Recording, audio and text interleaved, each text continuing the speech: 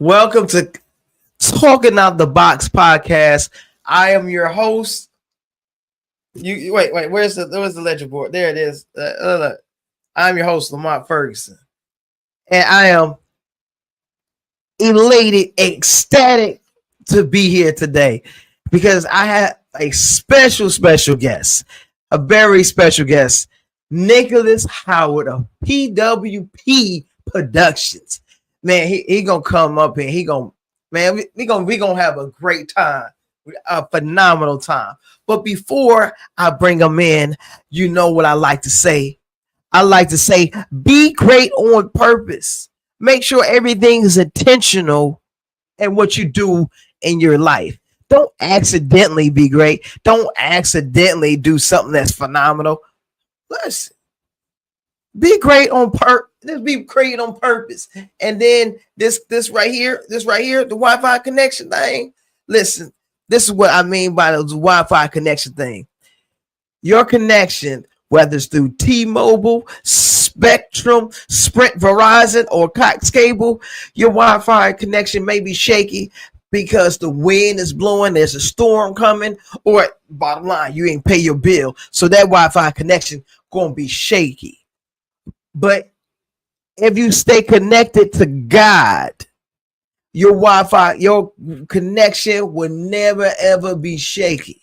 You understand what I'm saying? There's no interruption in that connection. You don't have to worry about paying a bill with that connection because God's connection is always going to be there.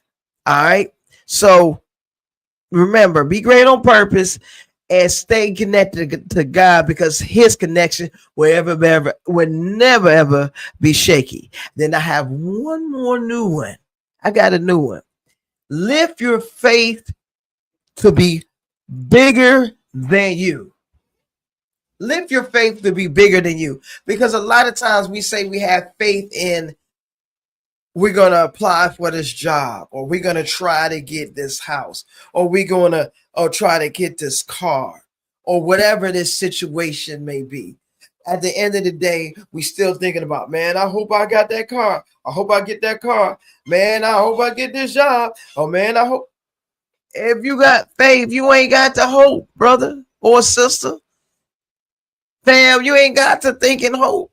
So you got to lift your faith bigger than you. Because if you have the faith of the strength, well, you say faith is the strength of a mustard seed, whatever like that. I'm probably missing it all up. But mustard seeds are little tiny. And if you got the faith of a mustard and be strong. You know what I'm saying? But yeah, listen, lift your faith to be greater than you. All right. That's just the bottom line. Now on to some entertainment. Wait. Hold on. We gonna talk a little bit about entertainment. But this one right here, we're gonna talk about little Hulk Hogan. Yes, Hulk Hogan did pass. And there's been a lot of mixed emotions about his passing because as a child growing up, I used to watch WWF. Now they call it WWE. And all we knew was Hulk Hogan. I mean, I even went to WrestleMania. I'm not going to, I went to WrestleMania 3. That lets you know how old I am. I was at the Pontiac. You know I'm from Michigan. You know I'm from Detroit. And me, my dad, and my brother, we went to WrestleMania 3 where Hulk Hogan slammed Andre the Giant. We were there and all the electricity that happened. Everything was so electrifying. But we were in the nosebleeds, but we were there. We were part of history. And we followed Hulk Hogan. I mean, he had some great matches with Rowdy Piper. He had matches with The Rock. The greatest thing to me in Hulk Hogan's career was when he came over to WCW, and he started the whole New World Order, the NWO. That was fantastic. I loved it. I loved every minute of it because everybody knew he was he was a good guy. and for him to come over and all of a sudden be a bad guy and cause havoc, it was phenomenal. Dude was a beast. But here comes the controversy. When he had a beer ad and he removed the black girl that was on the beer ad or whatever and replaced it with some white females. Yeah, that was Hulk Hogan. Also, what Hulk Hogan did, he had some other rants, racist rants. And it just crushed a lot of people because people know I am a real American. If you say that, people gonna think of Hulk Hogan. They're gonna think if you think yellow worn tearing t-shirt, you're gonna think of Hulk Hogan. And his image got tarnished because he wanted to go on a racist rant, which is sad. But some of our heroes let us down, you know. So you can have these heroes in our entertainment world, whether it was wrestling, basketball, baseball, acting, whatever. Sometimes these guys let us down, and Hogan definitely let us down. But however, on the other end of it, he, condolences to his family, his wife, his daughter, his son, condolences to those people that's suffering this loss. It's a very sad day for the wrestling industry because he passed. So we're gonna move on. This is how I do. I get into something, then I get into a groove, then I gotta move on. In life, sometimes you just gotta move on. Now we're gonna talk about our principal of the United States of America. I don't call him a president. We're gonna talk about the principal of the United States. And we're gonna talk about how all of a sudden these Epstein files are no longer what should we say, important, because they try to shift all that under the rug because his name is up on the Epstein files. A bunch of other people's names are on that list. And rumor has it he's been throwing everything just at the wall so to see if it stick, to see if you are not paying attention to this Epstein thing. Because all his followers, when he was talking about releasing these files, it was like, yeah, release the files to reveal these criminals, to reveal these numbskulls, to reveal these dirty people, these PD3 PDF files. You know who I'm talking about. They was talking all kind of mad stuff. Yeah, show how many Democrats is on this Epstein list. And guess what? Come in closer. Come closer. Come on. These MAGA nuts, or what do you ultra MAGA people. Listen, y'all come closer. All that stuff y'all was talking about. Your boy, the principal of the United States, his name is on the list. Now y'all don't care about the list. Y'all said y'all had a list. Y'all gonna go through the list, and now there's no list. And what happened to the list? I'm gonna drink a little water because we gotta find out who's on this list. And he started beefing with Elon Musk to distract y'all. That didn't work.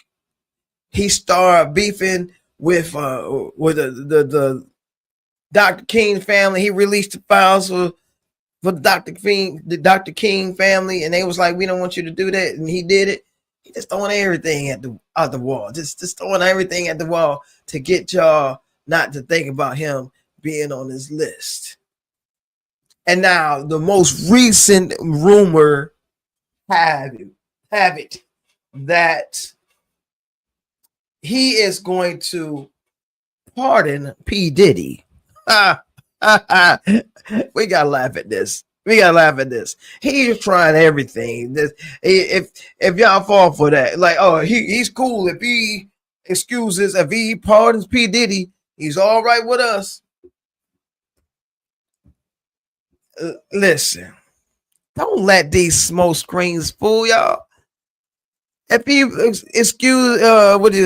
pardon P. Diddy, That don't make no difference, because if he do that, he's still on the list. That don't make his name disappear off the list. Now the lady, I don't know her name, Maxine, whatever the lady, they interviewed for 9 hours, and she told all the information about who was on the list, who wasn't on the list. Yeah, and he thinking about if he pardon her too, so he gonna get her not to tell. If he pardon her and she don't tell, that's the thing with him. With her, he gonna probably try to pardon her and get her out the way and hush her up, and then she can't talk no more about the Epstein. But if she refuses to pardon, she stays in jail. And but now he's trying to throw P. Diddy's name out there. Like, look, we're gonna pardon P. Diddy. Bruh, listen, Mr. Principal, United States of America. It ain't gonna work. You ain't got me fooled. You ain't got the folks at SKSTV. I mean, I said SKSTV, SKST Radio, or Talking Out the Box podcast. You ain't got none of us. You ain't got none of us food. You know what I mean? You may got some other people food, but neither here or there. Now I done said all what I had to say, and now guess who we gonna bring into the studio? Now this young man, let me see what I can say. He's a very, as you see, you can look at the scroll, you can look down here with all his information, but he's a very, very close friend of mine. He's a entertainer. He's a husband extraordinaire. I mean, he's won awards for his work. Very humble dude. And I always have to go to say this. When we always say humble. Is it humble or is it humble? Humble. He's an humble dude. I don't how that sound. I'm humble dude. Nah, I don't like that. He's a very humble young man. He just had a show, not just a show, a phenomenal show that he put on down in Elizabeth City. We're gonna talk about that. We're gonna talk about the productions he's done in the past and the stuff that he has planned in the near future. I'm gonna tell you this: if you go to ODU backstage, I was in one of his shows, The Other Side of a Lie. It was a lot of fun. And if you look at the wall at ODU backstage, there's a bunch of posters on the wall, and you see, I'm like up there like one time. It's two. It's a couple because I've done some comedy shows there. But when it comes to theatrical productions, you look at all the posters, and then there's this one line like, yeah, PW Productions, PWP Productions, PWP. I was like, man, bro, you own ODU. You own ODU. Can I get some of your change? Can I get 5 cents? Can I get a nickel? A nickel? Can I get one of that? No, but all jokes aside, dude is phenomenal. He's a great writer, actor, and when he puts on the show, I'm gonna tell you what. What I said earlier, you gotta come in closer. You come in closer. You don't know what you're gonna get, and that's not a bad thing because he's bringing full energy, full entertainment. You're gonna laugh, you're gonna cry. He gonna make you think. Man, like by the time you leave his show, you're like, man, I didn't think about that. But man, you're gonna have a favorite part to talk about in the car home or in the Uber home or walking home or just sitting at home. You know what I mean? Uber, is that Uber? I got a joke. It's not a joke, but it's funny. Can you call an Uber driver like, yo, hey Uber, I need a lift, but they get offended. I laughed at myself for that. But after this commercial break, we're gonna go to a commercial break and we're gonna bring in NICLOUS Howard. The NICLOUS Howard. He's going to join us after this commercial break.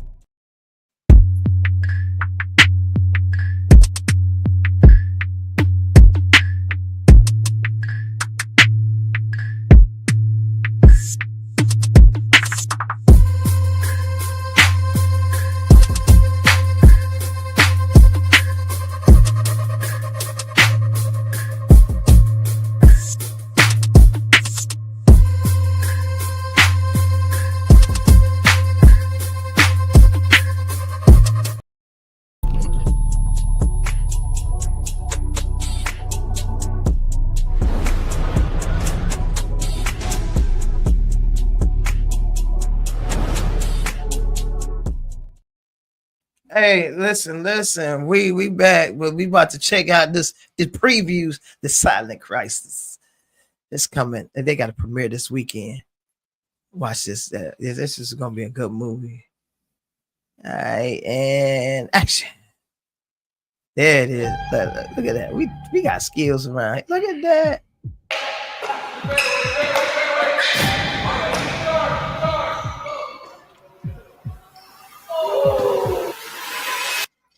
All right, but don't let your head get too big. Let me test my mom real quick. Breaking news tonight in Newport News. He should be home by now. We are going to fight for Elijah. My nephew went missing last year. Can we come in?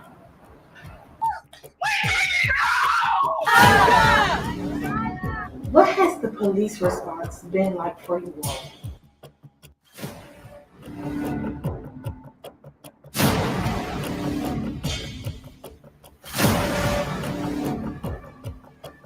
Missing person cases are tricky. Plus, there's no foul play suspected. Over here, I found something. We'll find him, babe. We just have to keep hoping. They say maybe he was caught up in something. Oh no. And I'm reporting here live tonight from Newport News, Virginia, where authorities are on the scene of a gruesome crime.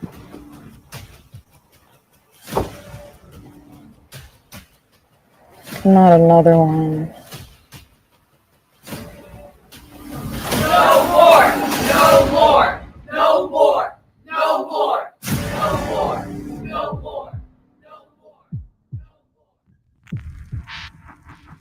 more! The Silent Crisis. Yes, we're back.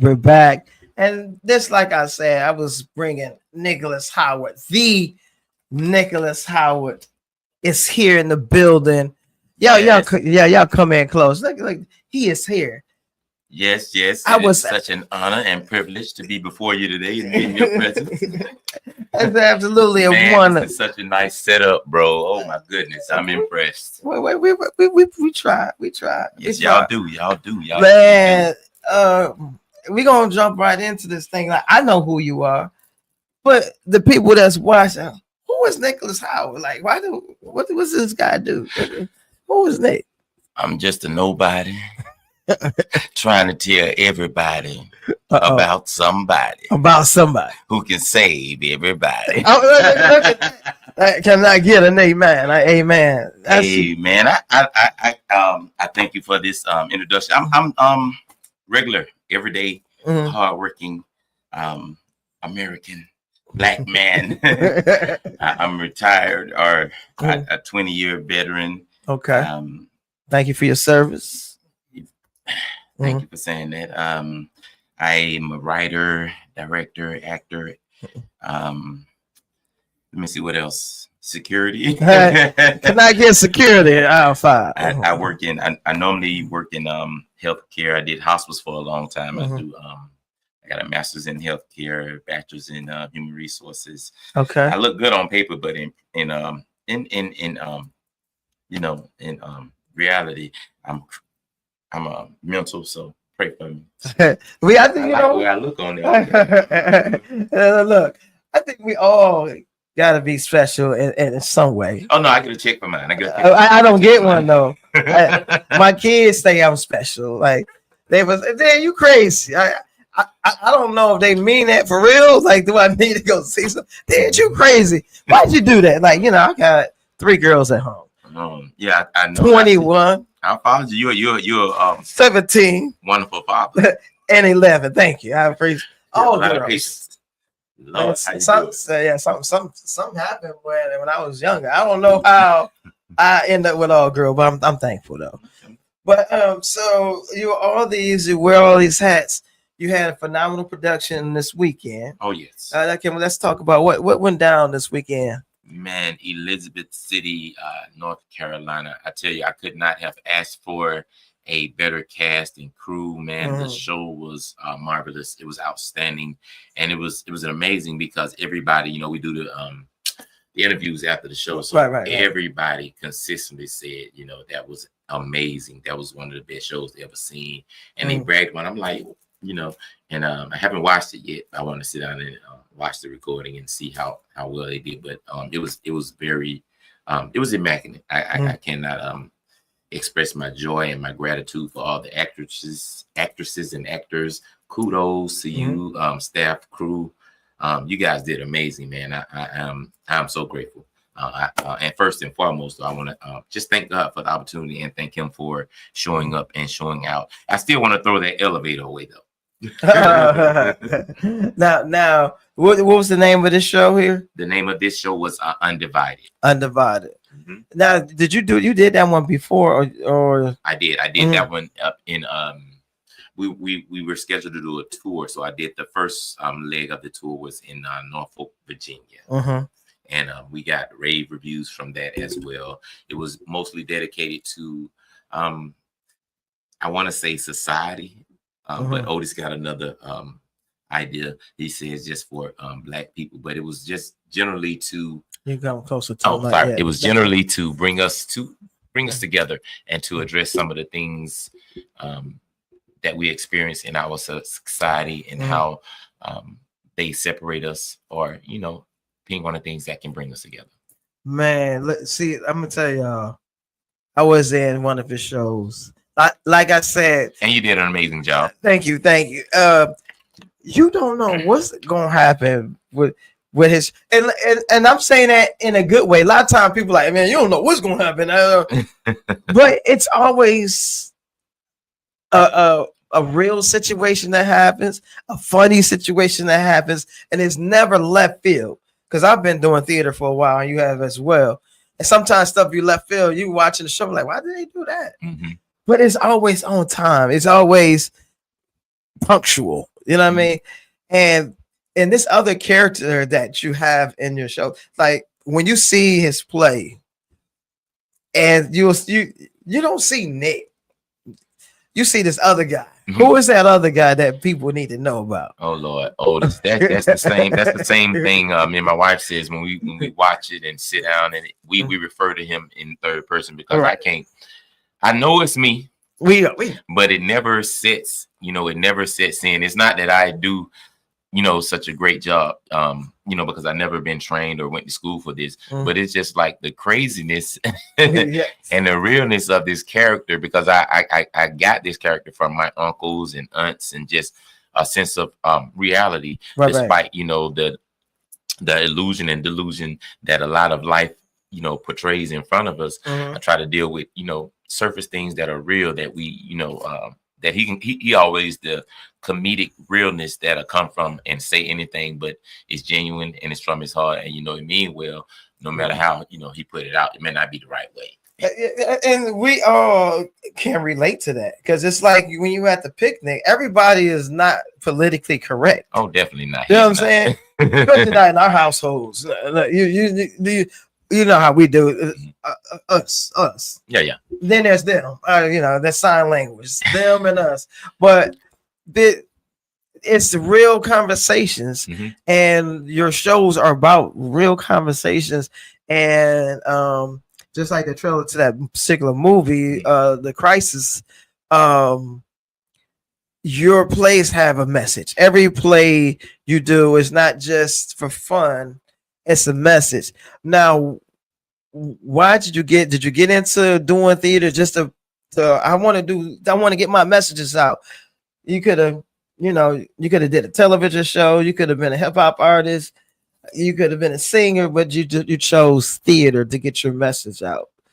So what made you to go that route? That's a funny thing. I actually did not choose theater. I can honestly say it kind of sort of chose me.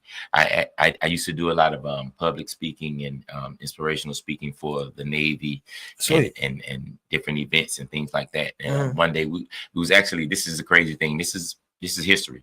We were in war. We was bombing Iraq, Operation Iraqi Freedom. I was on the John F. Kennedy aircraft carrier, and had given several speeches and poems and things of that nature for different holidays and special occasions. But one of the girls, she asked me, "Why don't you write a play or something to encourage the troops?" Because at that time it was a little bit right after Tyler Perry had came out, so like that. So I was like, I don't think they're gonna sign off for it. But fortunately for me, favor ain't fair. The chaplain pitched it to the commander, the captain, and the captain okayed it. So got a group of these sailors, and we just practice and we performed. My first stage play was during Operation Iraqi Freedom off the Gulf of Iraq on the USS John F. Kennedy cruise ship. And wow. After that, I was based out of Jacksonville, and the pastor at that time, the chaplain at that time was from Georgia, black guy. I never forget him, Chaplain Brown's amazing heart and amazing man of God, love for God. He offered me an opportunity. He had said he was just starting a new church, it was a huge church, and he gave me an opportunity, and from there it took off in a fast pace. So wow, that's phenomenal. Like, not many people can say they. Yeah, I did a show on the ship during the war. Like, once sitting you with taking the country, y'all up there like, let's be having fun. But no, you gotta have fun. You gotta laugh from crying, in those situations. Yep. And so we all know that there's an upside and there's challenges. Let's talk about the challenges before we talk about the upside. Okay. So what are some of the challenges that you face as a director? And I noticed that you spoke on, I wasn't trained for this, but sometimes skills sets in. If you got the skills, you can do whatever you need. But so what are the challenges putting on these productions? Well, some of the challenges are just basic challenges that most companies face, financial challenges, finding the right people, finding dedicated people, and coming up with a well-oiled machine. Right. We have the machine, but the workers are not always as plentiful as you like. So and we invest in a lot of our actors and actresses because we want, one of our mottos is, we stage avenues for new beginnings. We want, experienced actors and actresses, or just people that desire to see if they have the bug or the skill to do it. It's a lot of fun, but the challenge is sifting through the people, right? Making sure you have the right people, the right teams, and I surround myself with a lot of help. People that are a lot smarter and experienced at doing this, as I am, and they give a lot of feedback and a lot of help, and we eventually get the right people. Sometimes life gets to lifing, and a lot of these people are not paid actors. They don't do this for a living. They doing this off of something fun or a habit. Not a habit, but a pastime. And see, I'm gonna insert right there. So, and that's actually interesting because those are the people that kind of cause the big challenges because they don't really understand. They want to try it, but they don't understand. Like, we got to do practice twice a week, and then tech week is almost every day. And so that's a lot to give up when I have a 9 to 5 and I'm just really trying this out, and they don't really, it's not any hard feelings towards you personally, but you look at it like at the end of the day, business. I have to have this in order. Right. So then how do you proceed through that? Well, the key thing is understanding and patience. I am a human, right? And I know I have requirements and priorities in life, and that's why when we vet these people, or when we bring them on, you know, we tell them, you know, we have a clear understanding. You know, we understand you work, and communication is really key. And we also we have backups, but like I say, communication is key, and being an adult and responsible and accountable. And when you can do that, and when you can be an adult and be accountable, y'all, I gotta adjust my seat right there. Go ahead. When you can do that, and you work with people like that, and by all means, I have to be that. That's because I have to lead by example. Correct. But I've never really, I think I've only actually had to get rid of one person, meaning, you know, let them go or fire them. But usually people will do that, you know, to themselves. And they kind of fall off. Yeah. And it always hurts me when people walk away or have to walk away, because I feel like a loss, because I want to give these people the opportunity. I want to love on them and care for them. And you know, we network, we work together. And it's like I try to, you know, have a business mindset with a family oriented atmosphere, because I want you to be comfortable, and I want you to be, especially when you're trying to be creative, I want you to have that what's that what you trying? No, I don't want you to have any limits on your creativity. Okay, I got you. You know, that's why people always say, man, I like the way you direct, because I do allow creativity, as long as, you know, the substance is still there. And we'll talk about it. If it works, it works. If it don't, you know, it don't. But I love people that are creative and people that are not scared to step out on their talent. And a lot of times what happens with new talent, they look at the character and they would say, I wouldn't do that. That's not like me. I wouldn't do that. I wouldn't drink a beer. Well, this is not you. You're acting. Thank you. Can we say that again? You are acting. You are acting. Yeah. One of the things I love, well, my wife, she loved about me, because she always get casted as a good girl, an angelic girl, but I typed her as a ratchet, hood type of female, and she loved it because it actually gave her an opportunity to act. That's what acting is about, not being yourself, but becoming someone else. You have to step out that box. And I noticed all of your projects have a spiritual thread. So did you grow up going to church, or did going to church happen later in the life, or is it just you just have a connection to God? I have a connection with God. I'll say that. But no, I grew up in church. I never really let me see if I can say this the right way without sounding crazy. I'm not a fan of religion, because I believe religion breeds separation. I am a fan of God and His Word.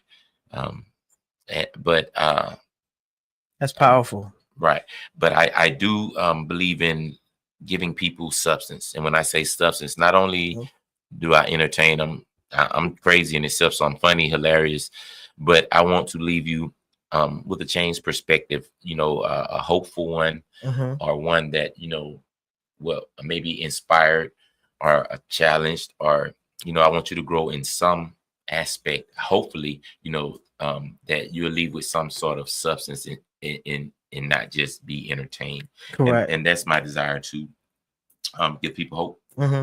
Now what's some of your most memorable moments, the upside of your production?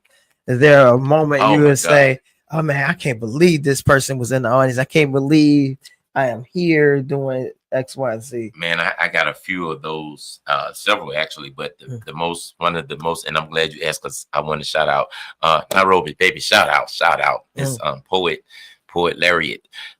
She's been in a few of my shows, but man, this girl had me. She was the first person that I've ever like completely just broke character and came all the way out of character. I had to go to the corner of the stage and laugh, because it was so hilarious. In the scene, she was supposed to show me a picture of the guy climbing through the window. That, you know, it was his character, and it was a funny scene. But she had what was the guy? Lord have mercy, Jamie Foxx when he played. What's the female he played? Shanae. Shanae. She had a picture of Shanae. Wanda. Wanda. Yeah, Shanae was Martin. Wanda. Wanda. He had a picture of Wanda up there, and it was hilarious. And there was a couple other pictures that she wasn't supposed to show me on her phone, but she just had them up there randomly. But it was so funny because of the scene. Right, and man, that was the first time I ever broke character, and I had to take a second and laugh. Matter of fact, it happened like 2 or 3 times. I'm glad we got it on record. But man, it left me so bad because somebody finally got Otis, and I was speechless. But I ain't gonna never forget that because I laughed so hard. It was, you had to be there. But it's funny because I love those moments with theater because that last show. Oh yeah, that last show, y'all. If you knew, or if you're a seasoned vet, you know what I'm talking about. But if you knew on anybody's, I shouldn't say anybody's, a lot of people's set, stage, there's something that's going to happen that's not in that script. Oh yeah, to try to break your character. Sometimes that's just the goal. And sound like she did a great job. I saw the clip and I couldn't wait to ask you like the context of. Yeah, man. Yeah. I was so weak, and it was a couple times that she did it. I was supposed to look at the phone like I think 2 times, but 3 times, but each time it was a different picture. But it was a hilarious picture, and it applied directly to the scene we was in. It was one about the guy was supposed to talk. He was talking about he was climbing through the window, and she had a guy in the window climbing through the window, and I just lost it on the stage. I'm like, oh my God, why would you do that to me? But I do it all the time, and on the receiving end, it was hilarious, and I am never going to forget that. Shout out Nairobi, man. That's the good work. Good work. Yeah. Now, as an actor, how do you? And I've seen you do this a couple of times on the show Other Side of Live, and the last show that you did at ODU, it seemed like one of the guys kind of forgot their lines, and you just kept talking, and you trying to feed them. So, how did you do that without just sitting there waiting for this person to get their lines? You just kind of. Well, Otis is he's one in himself, but I think what you're referring to, we had a guy come in. Sometimes we have actors or actresses, have an emergency, so they have to bow out, and we had this guy come in at the last minute. It was funny though, and he learned the lines. He did the work and learned the lines, but that brain freeze. Sometimes it happens to the best of us. And he had crush. So I couldn't. I'm not gonna be mad. I'm supporting him, but I want to. We had good energy. Yeah, good chemistry. Good chemistry. That's what I'm trying to say. But man, and you make it work. You want to enjoy this. It takes work. You want to enjoy it, but you want the people also to enjoy it. So with me knowing the nuance of the show, I was able to feed them. But that's the great thing that I'm so thankful to God for. I have a cast of people that understand that. Right. Understand that chemistry, understand how to help each other when we get in the and that's very important. Yeah, very important. And a lot of times, most of the time, 99% of the time, the audience never know. Yeah, a regular audience, because I worked with actors you. And actresses, y'all know. Yeah, I worked with you, so I instantly knew. I was like, oh boy, this dude seemed like he forgot. And Otis, he was on one. Oh yeah, Otis. He was on one. I was rolling the whole time, and I was like, yo, hopefully this guy. And I think he eventually got it, but it was just the way you came in. It's one of those things that you had. I done walked out on the stage in the middle of a play with a script. Ask them, they'll tell you. And I believe it. I believe Otis. But I make it funny. Yeah. So now, being a writer of your shows, how do you deal with people saying, "I mean, how come you don't know your lines? You wrote the play." How can you explain that to people? Like, because I wrote it, that don't mean I know you may know some of it, but how do you react to people that was like, man, how come you don't know your lines? Especially because like the new people would say that to you. I give them 2 answers. The truth. Sometimes I'm lazy. Okay. And the honest truth is, I believe, is God's way of keeping me humble. Right. I can't not brag on these shows from a standpoint of I did this.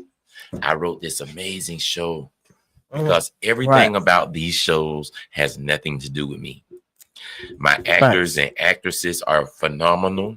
They're great singers and actors and actresses. I am obedient in the sense that God gives me these ideas, and I write them. And that's the only thing that I can brag about. Hey, I wrote what was given to me. As far as acting, singing, directing, all the other stuff, I ain't got nothing to do with all that. I do it because you know how you know how to do something, but you don't know how you know how to do it. Correct. There you go. Right. And so, like I said, never been to school. This is completely beyond me. And that's amazing. Oh, definitely. Because when you look at it, you would think, as a viewer or audience member, you'll say, this dude, he must did a lot of schooling. And so how many years, how far back? So that was your first play on the ship. Yes. So on land, when was your first show? Like, because I know when I look at the wall at ODU backstage, there's a line of posters. I'm like, man, this dude been doing shows more than the students here at ODU. My actual first show was 2004 in Jacksonville, Florida, I believe. Okay. Yes. I believe that is the year 2004. So I've been doing it for a while, but I was obligated to the military, so I had to within reason. And then I walked away from it for a while because I was overseas for a while. But correct. I've been doing it on and off for about 21 years. Lord, I didn't even know that. I'm getting old. Lord, help my no, bones. you get more seasoned. There you go. Season. I like that answer. What William Murphy say? This is your season. Now, I'm like, people gonna start saying hallelujah in a second. But that not just people. It might just be Otis. Y'all don't know. Otis might come out. We got about what? We got about 15 minutes. Otis might slide out. Lord. But no Diddy. No Diddy. I have to say no Diddy because so in your career, I had a question before no Diddy came. That made me weak. So what's one of your favorite shows that you're willing to just keep bringing out the woodwork and just, of course, with a new cast? What's one of your everybody have their favorite show? Oh man, it's so hard for me because I have several favorites, but I think my all-time favorite is, oh God, that's hard. I love the Master's Pieces. Let's talk about the Masterpiece. I didn't get to see that one. So what was the Masterpieces about? It was about the way that all things work together for the good of them that love the Lord. And it was about our lives that are in this big puzzle or piece that God has strategically placed, and it is our job to be obedient and put them in the place. But it was very touching, man. We won so many awards off that play, but it was just so fun. The cast was amazing, and we traveled with it. We did it a few times, but the response that we got from it was priceless. Wow. We ministered to so many people in so many areas that they needed ministering in. We dealt with life, death, the in between, all different types of circumstances and situations that life can throw at you in the wink of an eye. And it was really healing for a lot of people, as they expressed. So that was one of the most memorable ones for me at this point. But a lot of them, I loved a lot of them, and I only reason I say that, not bragging on myself, but God give me some good stuff, man. I mean, he not gonna get nothing bad, you know what I'm saying? Like, oh man, this is horrible, Lord. Can you give me something else? You're just ungrateful. So what's next? What's next for PWP? Well, we're doing Undivided 2. Because it was amazing, and I had a great concept that I could not get away from. So we'll be doing that next, and then I'm doing Pain in My Side. That's actually a book I'm dedicating to like my mother. And also I'm gonna turn that into a play because it is it's about faith, you know, and learning to have and reestablish lost faith. Oh, okay, you got some powerful stuff. And then before we get a little Otis out here, so I noticed one of your promotions, and you do it for most of your shows. I think I should say all of them. You have your cast singing in the background, and you deliver a message as you're promoting your show.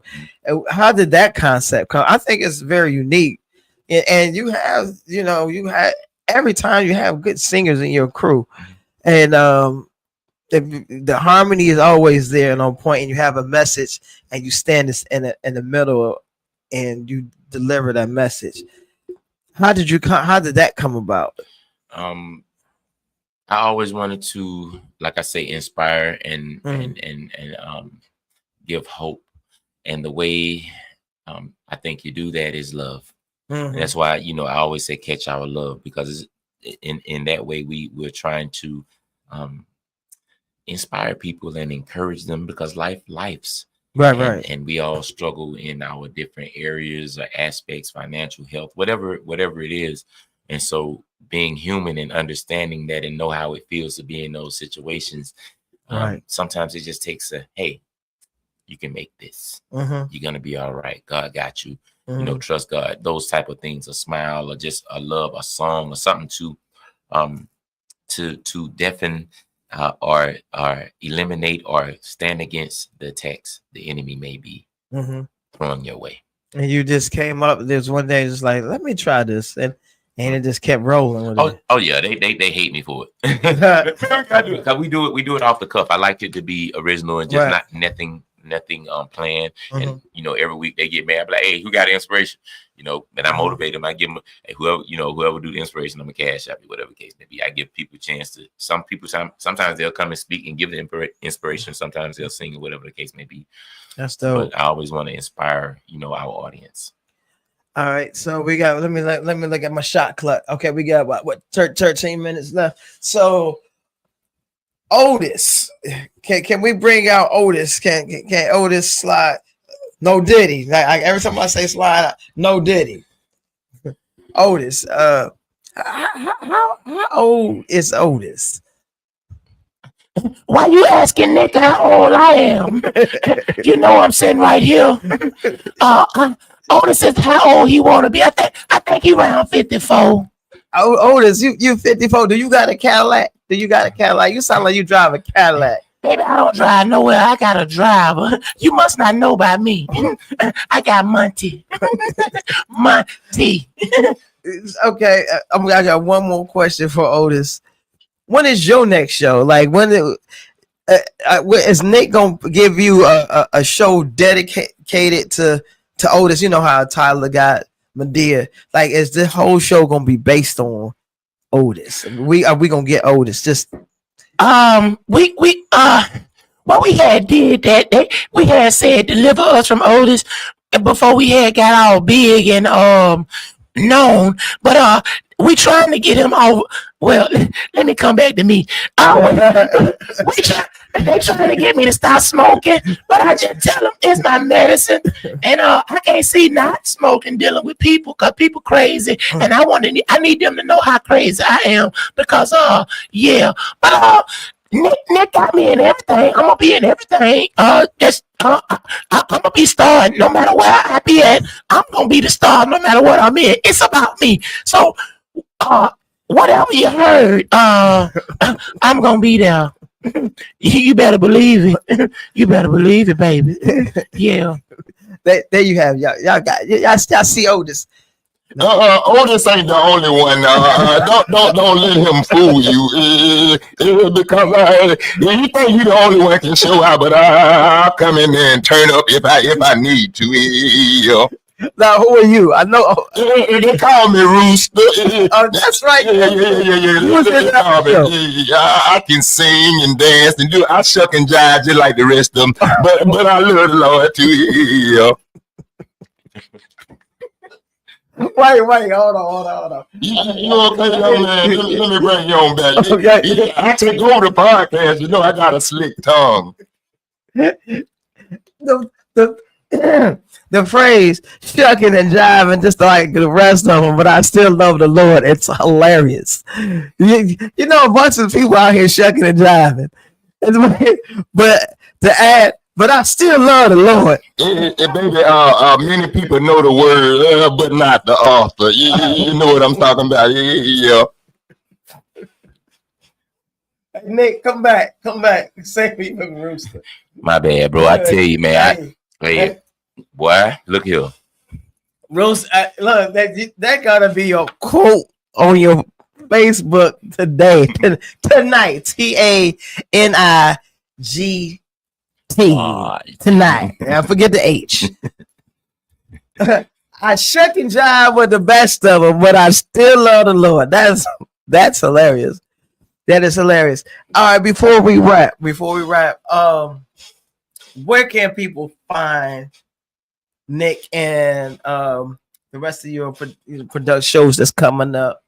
And what do you have slated that's coming up soon? Or do you have something soon? Sure, we got auditions coming up soon. I'm gonna take a little break and enjoy my downtime as Lord knows I need one. But you can follow us on all major platforms. Passagewayproductions.com is our website, but Passageway Productions, Nicholas P7 is Instagram and all other social media. But if you want to follow us, it's Passageway Productions. Look us up, please follow us and stay informed. Yeah. That's about right. And now, do Otis and Rooster have their own page, or they just show up on your page? I had told Nick to make us a page, but you asking too much. Because he won't let me cuss. He won't let me do nothing I want to do. But you can find us under Passageway. We always on there showing that we put a little material out there every now and again. My bad. He do what he wants to do. Y'all, this guy got quite a few people there. Brewster's funny.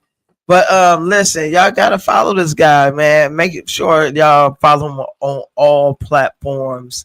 Passageway Productions, everything that he just said, follow him because he has some phenomenal things going on. And then plus, this dude got auditions coming up. So if you're an actor or actress or trying to be an actor, I shouldn't say trying. No, they can try. You know, I didn't look at the camera the whole time, and it's right there. Lord, y'all forgive me. I look cross-eyed right now. Look at me, yo. If you're inspired to be an actor or actress, hit this guy up, man.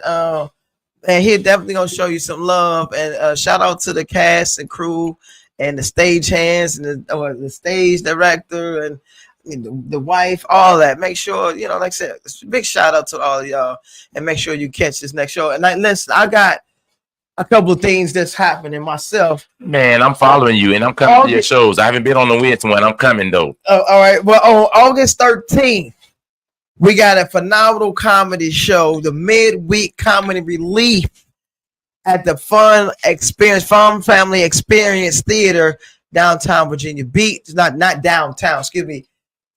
Down at the ocean front, because downtown Virginia Beach is now center. That's the town center. That's Virginia Beach Town Center. I want y'all to show up down there. We are on Atlantic Avenue. Oh, I can't go down there. The police be too heavy. They definitely out there. They got the surf park. They out there heavy. Man, I'm gonna be there. Yeah, I ain't talking about old. And then I have a play coming up on September 27th. Definitely gonna be there. And To Death Do Us Part is a show I wrote back to 2011, I believe. I ain't getting no invite, no audition, no net. See, people don't love me like they say they do. I'm gonna have to slide you in there. But so I wrote it, and it's dealing with autism and relationships. Oh, definitely. And so I added some more. Actually, I added another character in there. I definitely could add Otis in there somehow. But I can do all kind of character now. So that's dealing with, like I said, autism and relationships. It's a very powerful show.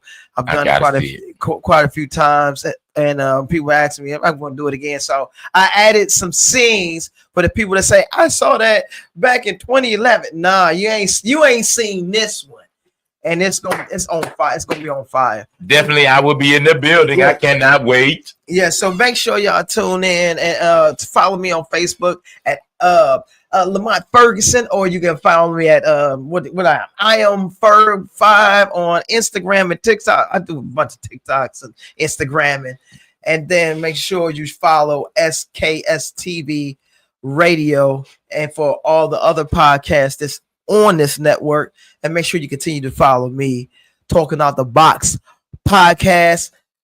Phenomenal guy here.